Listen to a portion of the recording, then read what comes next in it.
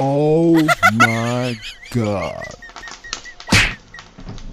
For today's video nga mga mare, samahan nyo ako, magluluto na naman tayo ng pagkain natin. Ang sabi nga habang tayo nabubuhay ay kailangan nating magluto at kumain ng kumain. Dahil kapag tayo ay tinawag na ng San Pedro ay baka makalimutan na natin kumain at uminom ng tubig. Naglagay na nga ako ng mantika at pinainit ko kaso ay natuyuan mga mare ang ating kawali. Pagkatapos ko nga mapatutong mare yung ating talong, eto naman at sinunod ko na yung ating sibuyas. At dahil nga tayo ay pala decision mga mare, kaya nilagyan ko naman ng ginger itong ating adobo. Pero sa amoy pa lang naman mare nitong aking ginigisa, abay magugutom ka naman na. At sinunod ko na nga itong ating negrong kangkong mga mare. O ayan, muntik nang masira. Ikaw ba naman, 1 linggo ka ba nang tinago dun sa refrigerator? O ayan, ang napala ng itim.